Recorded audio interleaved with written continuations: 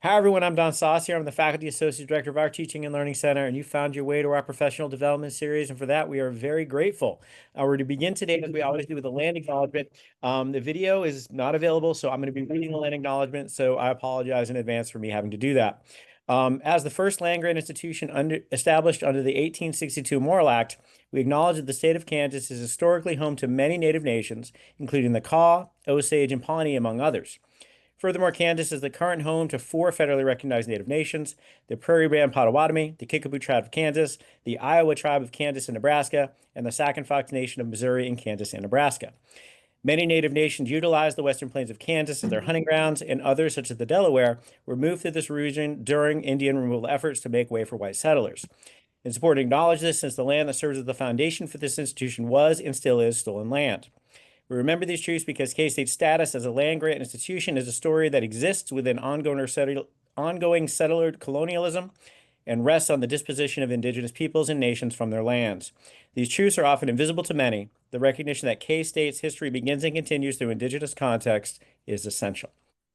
So as we begin today's event, I have a couple of announcements, as we always do, before I kick it over to our speakers. Number one, if you're coming to this event, this is a need to know. And not only is it need to know kind of because we need to know this, but it's also need to know if you're trying to earn a professional development certificate. And my colleagues are going to drop that information as a link into our chat. If you're a GTA, a grad student, a faculty staff member, we have professional development certificates that you can earn for participating in our series. If you're a faculty member, you can also potentially be a TLC fellow, which means you actually support the teaching excellence of others, not just your own. And if you do that, you potentially are going to be one of our presenters next year in the PD series. So we're very excited about those things. We've had a very strong slate of events so far, and if anyone can't be here in real time ever, we record these and post these on the TLC webpage. So our events to date are posted. The event we'll have today will be posted a little bit later, and next week's event, etc., will happen as well. Next week, we're going to have our first teaching chat of the semester. If you've never been part of a teaching chat at the TLC, it's kind of like TLC office hours. I'll kind of ask what people want to talk about, any concerns that you want to share, all of that. But I also have conversation topics that I want to chat about, like the crowdsource kind of things. Want to share my experiences, hear yours. Next week, we're going to talk about differences and surprises this semester. Every semester is a little bit different, has its own challenges. So I want to kind of work through some of those with the audience that comes that day. But today we have an amazing event. It's called Getting to Know Your Student Support Colleagues. And what we have here are three of the people that really support the students here at K-State and make sure that they are working functionally in terms of their well-being and their support systems and all of that, and that they're getting what they need to be successful in their educations here. So we have Andy Thomason from Student Support Accountability. We have Jason Maysberg Tomlinson from the Student Access Center. We have Camilla Roberts from Honor Integrity. And I'm so excited that we have these three individuals, because these three individuals actually personify and embody the roles that they play in supporting our students. So I'm so excited the three of you are here, and I will turn the floor over to you. All right. Thank you very much. I think I'm going to kick us off. Jason, do you want to share the screen? The three of us do work closely together and are all up on the second floor of Holton Hall. So we all are very close geographically as well. But the work that the three of us do are very different. And so we are each really going to split up this session of each of us taking about 10 minutes or so to chat about what our offices do and exactly how we ask for support from faculty members and how we are able to then support our students through that. So I told Jason and Andy, I think I might have told Andy, I might not have, but basically he'll catch on, that I'm going to let you all introduce yourselves when your time comes, just so that we're not bouncing back and forth, and we'll just kind of go with it. We're all pretty easygoing, so if there are questions, feel free to post something in the chat, especially since our three areas are so very different. There might be a question, but we want to make sure that we want to make sure we have time for Andy to talk at the end. So Jason and I can't take all the questions and everything. We can always touch base later on. So my name is, as Don said, is Camilla Roberts. I am the director of the Honor and Integrity System, and you can go ahead and change the slide, Jason. Oh, maybe one more time. Forgot I put that slide in there. So basically, the Honor and Integrity System is the system in place that holds students accountable for academic integrity violations. So we're both the adjudication and then also the educational part. And of course, the adjudication is what a lot of people think about because that's what faculty members have to report for students to say, hey, I think this is a violation that occurred.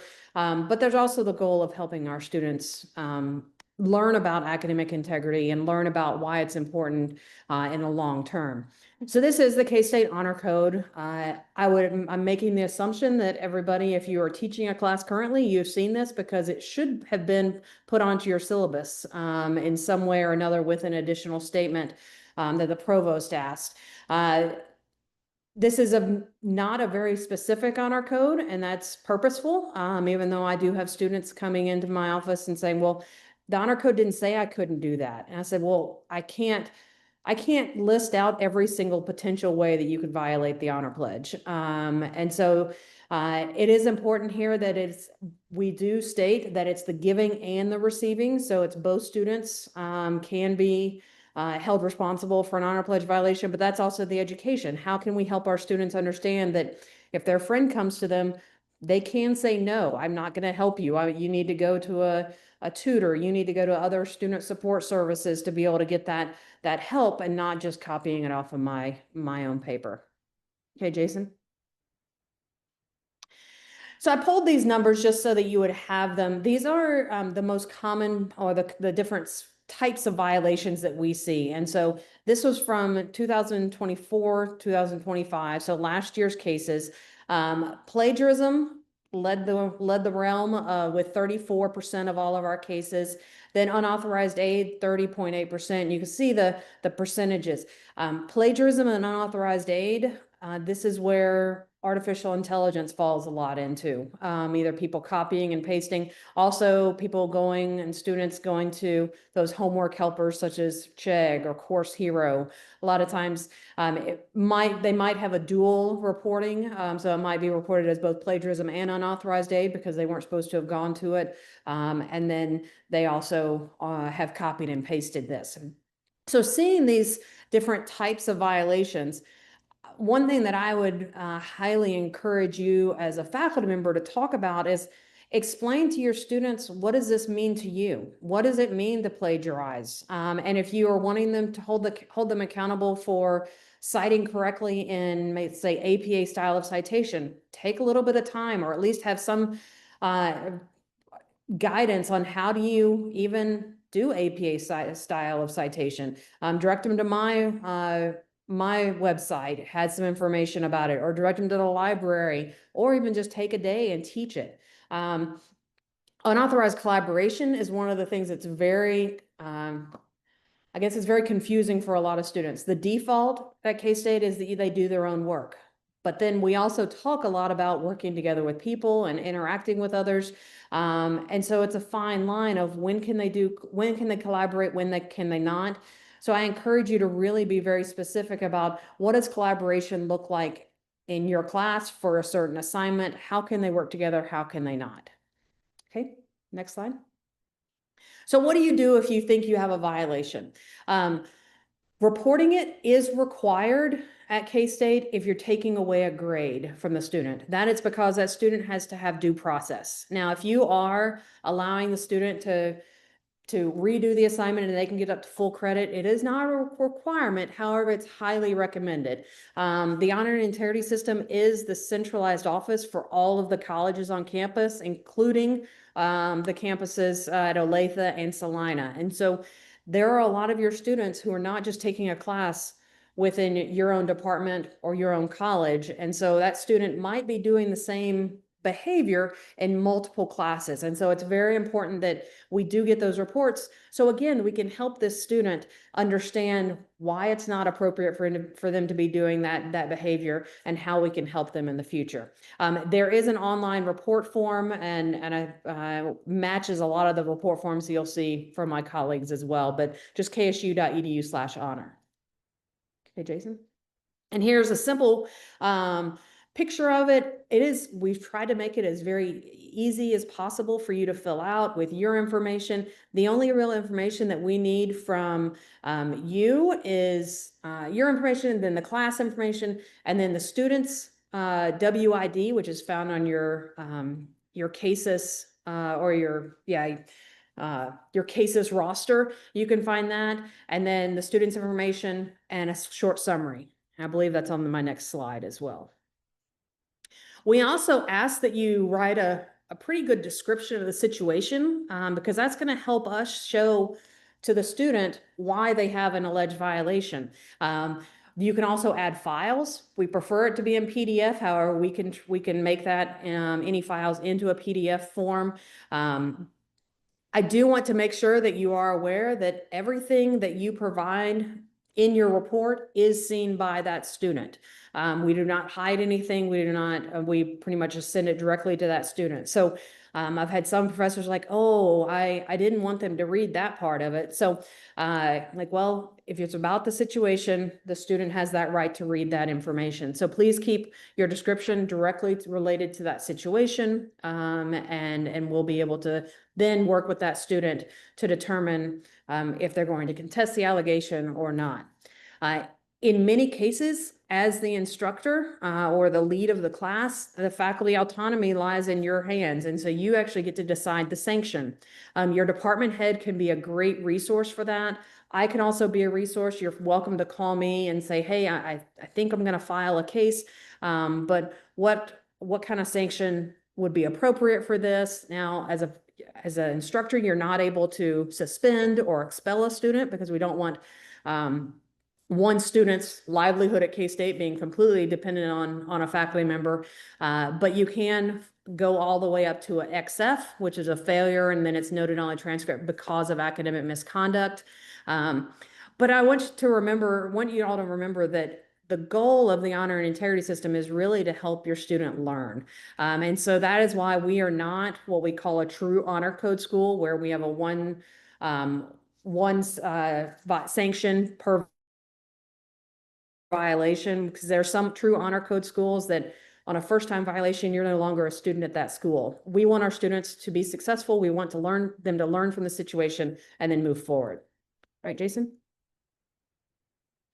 So some proactive measures, because our goal is that we don't have honor code violations. Our goal is that our students are here and they want to learn, and a lot of our students do. And many of our students, even if they've had a violation, they're still good students. They're good people. They've just made a poor choice. Maybe they were in a very stressful situation. Whatever it might be, personal or with other classes, and they might just take a shortcut that they might not have normally taken. They also might not have 100% known what was allowed, what wasn't allowed. So some proactive measures that I would encourage you to do. One, have that information in your syllabus, but don't just leave it in the syllabus. Talk about it. Talk about what does it mean. Talk about the why. If you've had kids, you always hear why. You tell them a question, you tell them something, they're like, why? So talk about why. Why does the class matter? Even if it's a class that is not in their major, it's one of the core classes, why does it matter? Why is it a requirement that they're in that class? Why does this assignment matter? That might actually start making you also think about, why am I giving this assignment? Is this assignment truly testing what I want them to know? And then also, why does integrity matter? It goes beyond the classroom, that making sure the integrity of our students, that they're becoming, as what our mission of our institution says, we want to create good citizens, that we are making sure that our students can make more good moral and ethical decisions. Please be transparent on your assignment guidelines and your rubrics. Giving them guidance on how to do the assignment is not telling them exactly what to write on the assignment, but I know that whenever if you're given information, you say you have to create a project, it's kind of nice to have some guidelines. And then I also recommend some sort of generative AI policy specific per assignment. So you do have the right to determine whether you are allowing generative AI as part of your assignment or as part of your class. There is not a university-wide policy. I would urge against a university-wide policy, but the students do need to know when it is allowed and when it is not allowed. I would also highly encourage you to start incorporating generative AI into your curriculum to, again, teach the students how to use it ethically. That's going to help them in their future careers. Next slide. All right, and so that is all I have with the honor and integrity system. That was a very quick rundown, but we can answer questions at the end as well. But I'll pass it over to my colleague, Jason. Thank you, Kimla. So my name is Jason Maceberg Tomlinson. I direct the Student Access Center, and we're a group that works together with students with disabilities. And I really appreciate what Kimla just said in regards to the generative AI, because a lot of the work we've done and what I actually started in the field was based on adaptive technology or assistive technology. A lot of that has come into be, I guess, common tools with AI. It's been quite interesting over the years. And so this is a very current conversation as we think about AI and as we think about higher education. We work with students with disabilities. A lot of folks ask what that means, and it's a variation. It's not necessarily we're going after a diagnosis, although I did put some pieces here. Although sorry about the typing errors. Apparently when it resized, it kind of did some stuff, but we work with a lot of different disabilities. Ultimately, under the Americans with Disabilities Act, we're working with somebody who has a substantial impairment to a major living situation. In this case, we're looking at education. We also work out with housing accommodations, dining accommodations, and the gamut. Students register with our office, and I'm going to talk a little bit about that process today. As you can see here, we currently work with, and this is changing constantly, 6.3 of the student body. This is with all of our campuses. This is Olathe, Salina, online, Leavenworth, and it's growing. It goes up and down, but students register with us throughout the semester, throughout the year. Accommodations may be started at any point during the term, and something to be aware of. That's not necessarily that you're gonna get a letter of accommodation right at the beginning. When we're working with students, we're going to kind of go through the stages, and we're going to kind of go through a process, and there's different aspects that we need when we're working with students. It starts with an online application. On our website, students can register. They fill out information that gives us their student information, as well as tells us a little bit about their disability identity and the facets to it. I should point out the list of kind of disabilities earlier. Many of our students actually have multiple diagnoses. And so it's important to think about the importance of our interaction with students is to understand the importance of the level of disability, how it impacts their education. And one of the reasons that we go through and we're looking at these first three components of the interactive process of the documentation, meeting with an advisor, is due to the individualized nature of each student. It's an interactive process. And it's us to gather that information, and that starts with that application. And second here, we have submitting disability documentation. Most of our students are going to submit documentation so we can assess the reasonableness of the accommodation needs. Is it verified through documentation and supported? I will say this is based on three different factors. And we fall under the Americans with Disabilities Act, the Rehabilitation Act, and we also work under the Fair Housing Act, which is under Housing and Urban Development when we're thinking about housing on campus. And under these regulations, we're looking at what's the history of a student seen as a person with a disability, what's their history of accommodations, and then what's the documentation that's needed. That third one, like I said, for most of our students, we're going to have documentation. There are some students where it may not be appropriate for us to ask for documentation. If somebody uses a white cane to enter our office, it's going to be pretty obvious they have a visual impairment. If they're using sign language, if they're using a wheelchair, there are some pieces we're not going to ask for explicit documentation. It's obvious. But a lot of the accommodations we set up are for students with invisible disabilities. And so of the list before, most common our areas are learning disabilities, mental health, and ADHD, and which is common across the country. And so documentation is really helpful. And oftentimes we get a lot of information in regards to psychoeducational evaluations, history with an IEP or 504 in K through 12, and other documents to support them. That meeting is important because then we put it all together and we understand what's going to be important for them. As much as we'd love there to be a template for every diagnosis and every accommodation that goes with that, that's not the case. We work with students regularly who, based on their history, based on their learning preferences, they need different accommodations. To give you an example, I work with many students with dyslexia. And as many of us know, dyslexia is a print disability, working with the written word or text. But I work with a lot of students. So one of the accommodations might be to turn that text into speech. And so we have programs that you can select text and turn into audible information. But I work with a lot of students with dyslexia, and they grew up and they're best as a visual reader. They need to read it a couple times. And turning text into speech doesn't work. They're not an auditory processor when it comes to learning. And so we think about that, and that as a factor in this process. We then make them eligible for accommodations, and the student themselves requests accommodation letters. Our system is set up so the student can be autonomous. And this can be different. It's important for us to think about the transition to higher education. They may have been guided through these processes by a parent and by teachers through high school, and now they're in charge. They're in the seat to drive things. And one of the important pieces of that is they choose to which classes they want to use their accommodations on. They might not use all of their accommodations in every class, and that's okay. Some of our students don't feel comfortable. If they don't need the accommodation doing that, they don't want to necessarily identify as a person with a disability. As you think about that, puts a spotlight in an individual and kind of brings upon them a different identity. They're in control of that. And so it's very much the students requesting those letters to get that set up. We also, though, collaborate. Our access advisors in our office, there are 4 of us who meet directly with students. Also, oftentimes collaborate with faculty who have questions. And I think this is a very important part of the process.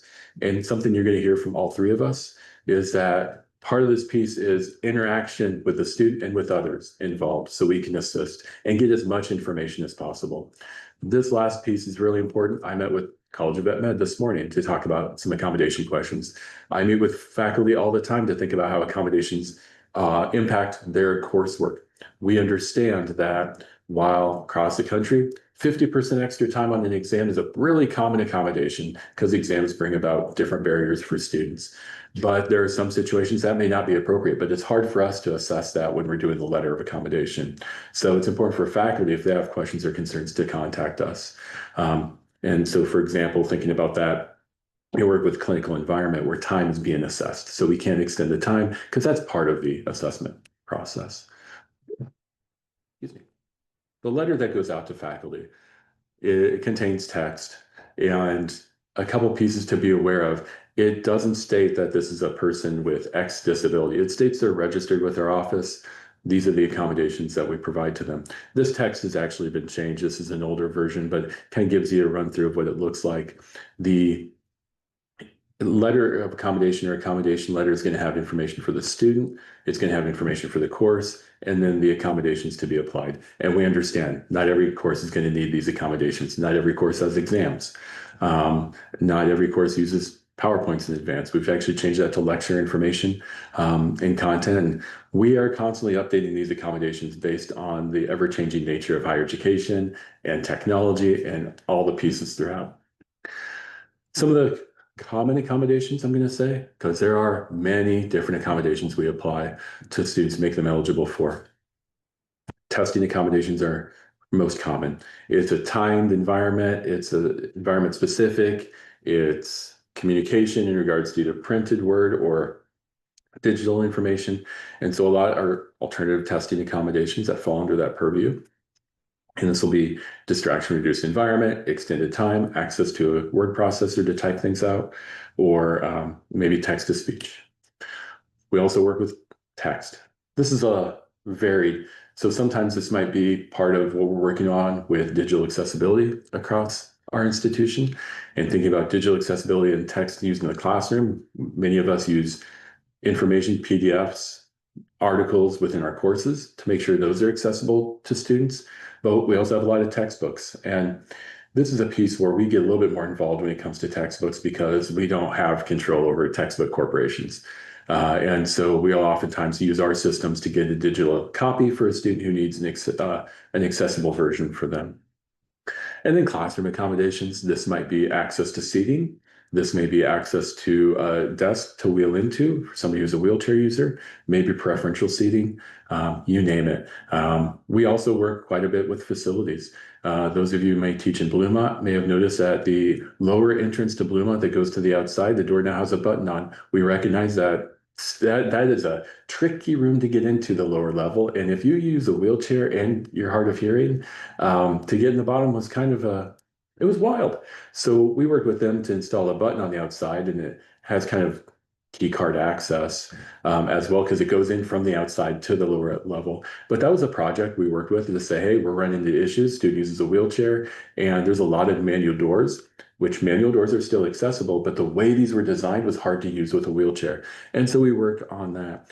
And we've worked closely with them as they've gone in and redone classrooms in multiple buildings to make sure there's different types of furniture, it's accessible, and we're thinking about pathways. Now we're on to Andy. So we'll have questions later, but that's a little bit of how we work with faculty, and we're definitely open for questions. All right. Thanks, Jason. Hi, everyone. My name is Andy Thompson. I'm Assistant Vice President of Student Support and Accountability, and also Senior Associate Dean of Students. So we're going to chat. Go ahead, Jason. We're going to go ahead and chat about how Student Support and Accountability can support you all as faculty, staff members, as well as how we support our students here on campus. So on our screen here, we've got our office's mission statement. Here's how I define our office. We're just here to help out. We know that in a student's time, while they're here, whether they're here a semester or 8 years, life is going to show up for them in some way, shape, or form. And that may show up as one really big, complicated issue. That may show up as a series of small circumstances. We like to say that if a student doesn't know where to start with us. If they feel like they've been everywhere and don't have either the right answer or feel like their voice hasn't been heard, that they should start with us too. And so that goes for you all as you think about how to help support our students and serve our students. If you ever have a question, we don't care how complicated, how simple, how messy, call and ask us. Our job is to try to get into the mud a little bit, work in the gray, and try to find resolution. I'll do this as resolution because sometimes resolution isn't always what people want it to be, but it's how it kind of gets managed through processes and policies sometimes at the institution. Go ahead, Jason. So what do we do? I mean, I think we could go in depth on a lot of these things, but I'm just going to do a kind of a high level on these pieces, and a couple of them will go more in depth here in a little bit. Absence verification, we've got another slide on here in a little bit. That general support piece, I think, ties right into the if we don't know where to start with us topic. We don't want any student to feel like they don't have somebody either in their corner or somebody that they can talk to with things. There's a lot that we do where we just do a lot of listening, and then we do a lot of resource connecting, whether that's to Jason or Camilla or to many of the other resources you're going to see here later in the slide. Our role is to just try to provide that general piece of support for our students. The advocacy piece, again, goes along with that. I think I'm going to pick on Camilla's operation a little bit as an example. You know, that honor integrity system, I think, runs a really great process. If a student's never been through it, that can be kind of a scary thing to go through. And so there may be a situation where a student comes and sits down with us. We can talk to them about what honor integrity looks like. Camilla's also officed here. We can go shoulder tap Camilla and say, hey, can you chat with this student? We can go through that process with them as an advocate where we're sitting side by side with them. You may see us show up in a meeting between you and a student because it's just comfortable for the student to have somebody else there. Oftentimes, my role in that meeting is I introduce myself and then I just sit and listen to a meeting unfold. And then I say, thank you. And we go on our way, but it makes the student feel more comfortable to have someone there that's kind of on their side, right? Family outreach. We are one of the offices on campus that does reach out to parents. And so if we have a health and safety concern, if we have a student who's transported to the hospital for, name the reason, we're the office that contacts family members and walks through that situation with a family. Student of concern, faculty communication, we're going to go more in depth on. Code of conduct, threat management. So our office name is not creative. Student support and accountability. The majority of what we do is that support side of the house. We work with about 3,000 students a year through that support lens that we'll go more in depth here in a little bit. The conduct piece, we do oversee the code of conduct. We oversee a threat management policy. Little plug here. Next Friday morning, myself and Ryan Van Duzen are leading a threat management policy training.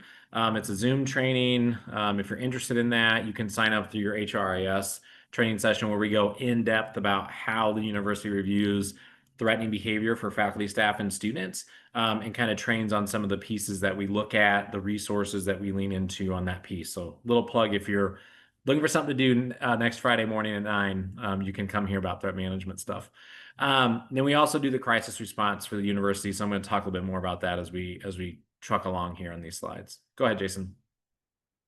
So absence verification, I think K-State, until fall of 20, we did not have an excused absence policy. All absences were up to faculty to figure that out. And then we had some really great partnerships with some folks here on this call that helped develop that absence verification or that absence policy for us. We've done some modifications on it in the last 2 years. So what you see on the screen there with military services down through severe health concerns, those are technically our only excused absences at the institution. SSA helps do the excused absence process. And so a student can just fill a form out, provide the documentation, and we'll take care of messaging. Jason's office also helps with some of that.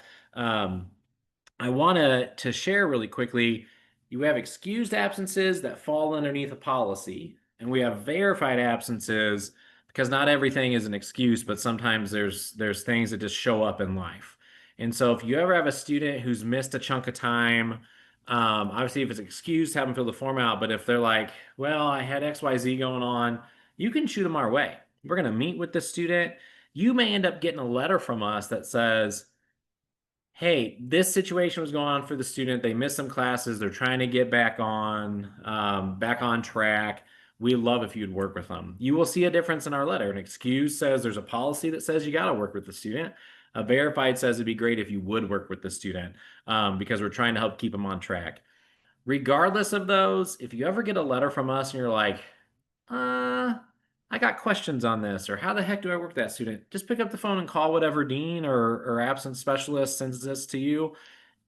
Sometimes there's some context that comes in that student tells us they've missed a week. You come back and say, well, they've actually missed 3 out of 7 weeks. And so we will also work with the student to say, yeah, this may not be a situation where you can. I met with a student this morning, has missed 3 out of 4 weeks.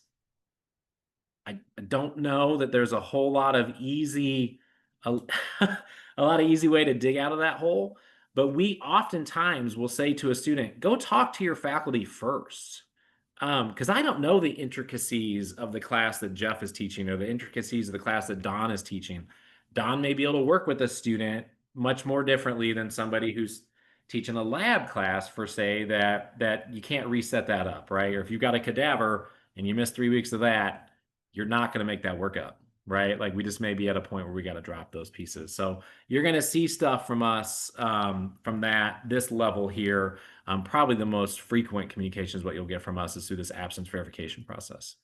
Jason? The crisis piece, I like to highlight. So there are 4 deans that work in student support and accountability. Myself, Laurel, Janelle, and Allie. And then Dr. Lane, our Dean of Students, and then Bill Watts, who's another Associate Vice President in DASA. One of the 6 of us is on call for the university, 365, 24/7. So if you ever need to get a hold of somebody because you got something going on with a student, you can call our office number. Ultimately, I'll let you in on a little secret. It will point you to the non-emergency number of K-State Police, and then they can get you in touch with a dean on call. Oftentimes, if you're needing to get in touch with the dean on call at 3 in the morning, it may be a situation where you need to be chatting with K-State Police anyway, initially there. Or you can always fill out a student of concern report, which we're going to talk about here in a couple slides. The dean on call is always checking those over the weekend and whatnot, if you've got a kind of a crisis that's going on there. Reporting pieces, I like to put this in here. All of us on this call are mandated reporters. And so if you've ever got a student that's kind of talking about discrimination, sexual violence, sexual harassment, any things of that nature, we're all required to report that up through civil rights and Title IX. You also can let us know in SSA, but we will also then have to make that report. If you ever have a student that's talking about those particular topics, you can always be empowered to kind of pause and inform and say, hey, whatever you tell me, I'm obligated to tell other folks. if a student or faculty staff member for that matter are interested in getting resources, learning more about processes and policies, and want to keep that confidential, the CARE office is going to be the office for that. CARE is a grant funded through violence or VOCA grant that we get through the state, and they are confidential. Again, I want to highlight that's for students, faculty, and staff to be able to utilize that office. CARE knows all of our resources, knows the process if it has to do with whether that's a K-State police report or a Riley County police report, and can really serve a student through that. I want to highlight that ksu.edu/report as we're talking about reports here. If you go to that page, it's got just a ton of safety resources, our Clery report, and I think there's like maybe 14 or 15 different incident reports you could fill out for a variety of reasons. If you ever have a concern of like, I don't remember who I should report that to, /report, it's going to lay that all out there for you. And then I want to highlight this. I think sometimes at K-State, we really ask faculty and staff to give a darn. We ask you to pay attention to your students. We ask you to ask the tough questions and to refer out and to make sure a student is connected. That can be a tricky thing for folks, right? Like that can be kind of a nerve-wracking thing. So we've developed a website here. These obviously drop down, but signs of distress, how do you have that conversation? When does it cross over into that classroom disruption piece? So it's maybe more of a code of conduct issue, and a list of resources. So if you're ever like, I'm not sure where to start, you can visit this website here, read through some tips and tricks, and then you can see here where it says refer a student of concern. Jason, if you want to jump over to the next slide here. Our student of concern process, how do we define a student of concern? It just means somebody else puts that student onto our radar. So that may be you as a faculty member, like, hey, this student used to come to class on time, turned on all their assignments, we're always here. They've been gone for a week and they're not responding to my emails. You can send that to us, right? It may be a student comes to you and says, hey, this student let me know that their mom passed away unexpectedly and they're going to be gone for a week. You can get that to us so then we can proactively reach out to that student to help them navigate that absence, but then also help them navigate that their life just got flipped upside down, right? And so how they're going to go about the college experience, what resources they need may look very differently from today to tomorrow. We can proactively reach out and kind of help with those pieces. That form is, I think Camilla showcased hers. Maxian is the system that we use, looks very similar to Camilla's. You can mark on there, is it a low, medium, high concern? What's going on? What have you already done to support that student? And we're going to grab a hold of it and go. For those of you that are new to the university, on Monday, the 29th of this month, you should be receiving a postcard in your university mail that highlights the student of concern process. It'll look very similar to that button or that picture that's on the screen right now. Big deal that it's red, right? Like we don't do a lot of red here. So it's designed to just hang on your bulletin board as that reminder. It's got a QR code you can scan. It's going to take you straight to the IR. There'll also be a corresponding K-State Today article that talks about some of the stuff we've talked about here today. So you can go ahead and bookmark some of that about what do you do when you got a student that's kind of in need there. Last year, we did a real intentional messaging campaign through K-State Today, as well as every single faculty staff member got a postcard. It had been about 5 years since we did a big refresh, and so we sent that out. Our student of concern numbers typically run about 800 students a year. Last year, we had almost 1,100 that were submitted to us. Again, I think that just comes down to that care and concern piece that I think as a campus community, I think is great, right? Like I don't care how small the issue is, put it on somebody's radar so we can help address it and hopefully avoid a big issue for our campus community. Go ahead, Jason.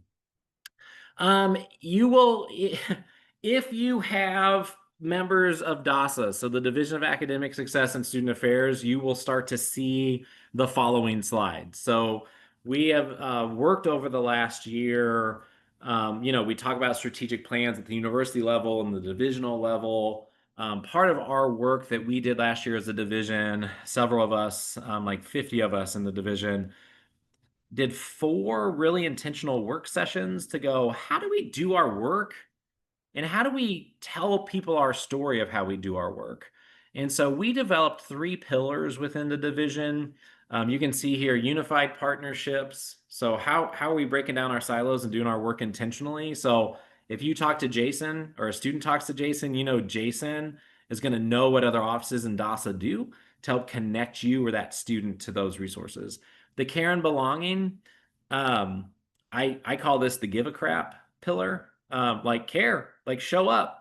We're here to care for our students. Without our students, we don't have an institution. Like that's just the facts of it. And so we got to show up for folks in a meaningful way. And then that proactive mindset, of you have a student in front of you. What an opportunity to ask that one more question.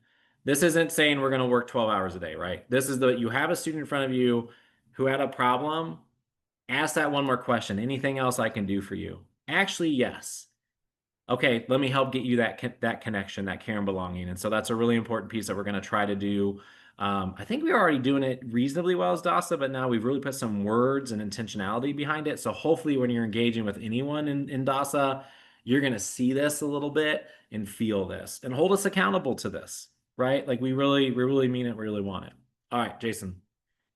So just really quickly here, as we think about resourcing, DASA's got 5 units, is how we kind of cluster our work. So the student well-being here, several of these should not be new to you. We think about Cats Cupboard for the food insecurity, down to CAPS, Lafine Health Center, our well-being center. PowerCat is doing some just amazing work in getting out there to try to help with the financial literacy of our student population. Because what we do know is higher education is great. It's not cheap. And so we got to make sure our students are well informed and making good decisions. Rec services, and obviously Jason did such a great job talking about Student Access Center. Community building. We know that students that are involved retain at a higher level, perform at a higher level, and just are just overall more successful. And so highlight some of our community opportunities. So if you ever have a student who's just, I'm not connecting, I'm sitting around in my dorm room and I'm not having success, here's some places you can point them to. I want to highlight student programs and involvement. I think over 500 student organizations that a student can get involved in. And so it's something to point out there. Go ahead. Yep. Student belonging, again, some other just really exceptional programs here for students to get involved. Some of these areas have some specific qualifiers that folks need to be a part of to be involved here, but certainly programs that are open to all students that are able to, I just think, not all students are aware of these programs and have some amazing additional resources. When I think about TRIO, I think about the additional levels of tutoring that can come for that. That's outside of the traditional tutoring model. So be aware of these programs. I think now we jump over to ACE. Yep, the academic achievement area. So with the restructure of DASA 2 years ago, we took over some of the primary leadership of the academic advising communities here. Some big changes on our campus, moving to all professional advising within the academic colleges. Academic coaching free to students, Career Center, all these things are free for students. I want to highlight pre-professional and exploratory advising center with some additions there and adjustments there for our students that are trying to figure out what the right academic colleges. That's a great place to spend some time there in that exploratory advising area. And then this one we'll just touch on really quickly because that's the area I just talked about. I didn't talk about case management, but a program that's in its 4th year now is our case management program. So for students that might need kind of that high touch, maybe that weekly meeting, really the in-depth exploration to help get them through and resourced. We do have, it's 1 case manager right now, typically 2. We're just working on filling a position where a student can go meet with a case manager. It's not counseling. It really is truly skill building, resource connection to help keep them on track and build those skills for success. CARE, we've talked about honor integrity, the MARC, which is our military affiliate resource center in the union. And then I do want to highlight student legal services. Part of a student's fee package pays for a lawyer. We had, for those of you that have been around a little bit, you might hear the name Sarah Barr. Sarah Barr was our student legal services attorney for 23 years. She retired to go off and enjoy retirement and promptly became the city judge in Manhattan. So she's gone from the defense side to being the judge. And we have right now hired the judge to be our student legal services attorney. So they flip-flop spots, which I just think is a really wild, fun story. But if our student ever needs legal guidance, landlord-tenant issues, things like that, there is a staff member available free of charge for our students there. And look at that, it's 12:46. So we're happy to take questions. We threw a lot at you quickly. Would love to answer any questions you all may have. So I'll get us started while our audience maybe collect some thoughts. So for all of you, one of the things that, you know, I've sometimes heard is that faculty are reluctant to kind of reach out to the offices or to kind of access your services and those kind of things. So I wonder if you kind of thought about what those resistances might be and how we can get faculty to actually engage you when they should. I'll start. I mean, I think the main thing for me, students are fearful mainly because, I mean, what Andy says, they want to care, we want you to care about students, and sometimes they care about students and they don't, like, well, I don't want to have an academic integrity violation on their record. So they're trying to care and handling it themselves, where I guess the main thing that I can be clear about, relatively clear, is that most of our violations don't ever show up on any kind of academic record. I mean, with the exception of the XF, it's things within our own office of our record keeping. So there's not anything on a transcript, with the exception of the XF. But if you were to file a report and take 50% off of a grade, or even a 0 on an assignment, that doesn't go on a long-term record. And the academic integrity field is now much more educational and based across the world, really.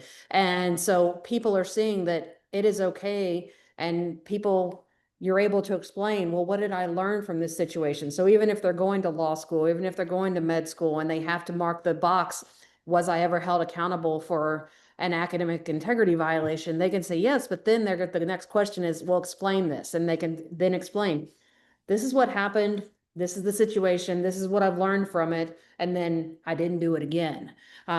So I think that's the big thing of actually being able to help our students, is reporting things and working through our office, rather than being fearful of, oh no, this is ruining the student's opportunity for a future. Thank you. Jason or Andy? I think I've had a couple faculty who just will briefly kind of say, well, I really didn't know who to turn to.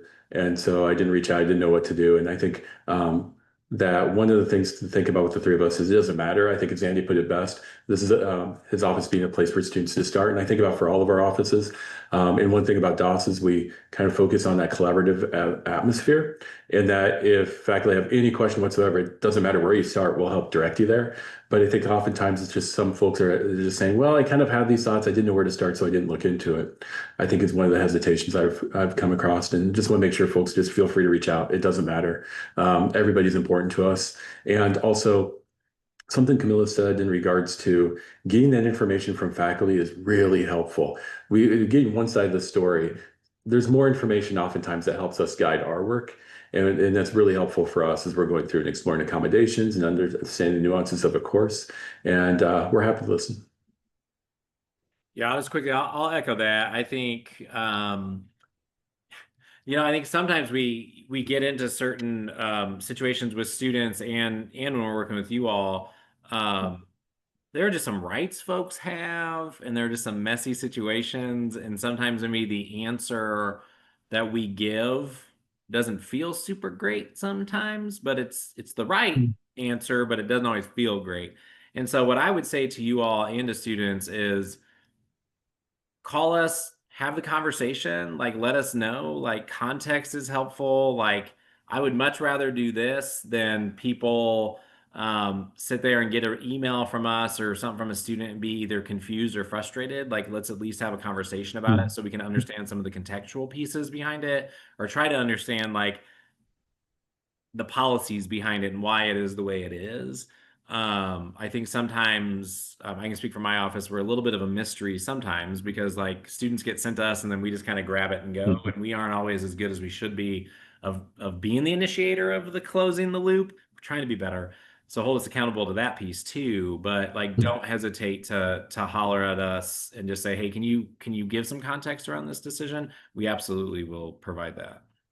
And I just want to say, kind of as a personal testimonial, having called all three of your offices on many occasions for advice and guidance, they are absolutely willing to help through any kind of situation you're facing. Yeah. Thanks, Don. Are there any other questions for our panel? And this is a first introduction. So if you're kind of meeting these people for the first time, which I hope is not the case, hopefully you met them in another case, but if you haven't, they are part of your professional network now. But do we have any other questions for now?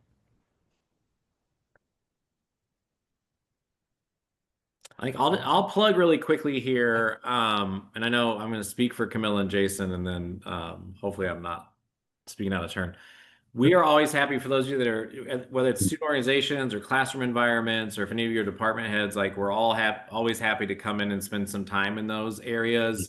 I think we really rely on relationships and kind of building that trust with folks. And so I appreciate y'all taking time to come listen to us today. Several of you I know really well, and I know you've heard me and Jason and Camilla speak before. But we really value the relationships, and none of us can do the work that we do without you all doing the work you do in your classroom environments and sharing that information with us and connecting students with us. So I appreciate everything you all do and the work that you would do with our students. All right, so for anyone who's not here, I want to remind you that we archive these events on our webpage. So please let them know that, and they can watch this asynchronous later to learn about the wonderful things that Dr. Roberts, Dr. Maysberg Thomason, and Dr. Thompson have provided with us today. So please help me in thanking our guests for doing wonderful things. Also, we'll have a post-event survey that we'd like you to complete. We'll also put that over our TLC Hub. Those of you who have not signed up for our TLC Hub, you should.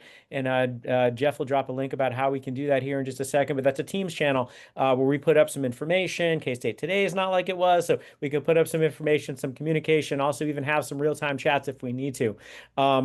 Next week, we're going to have a teaching chat in here. I'll be interested in your thoughts on differences and surprising this semester, but I also want to hear what you're going through. It's kind of like TLC office hours when we have those chats. So looking forward to seeing you all next week. If anyone wants to stick around for a question after, love to have you. But otherwise, thank you so much for being here. Having a great rest of your afternoon.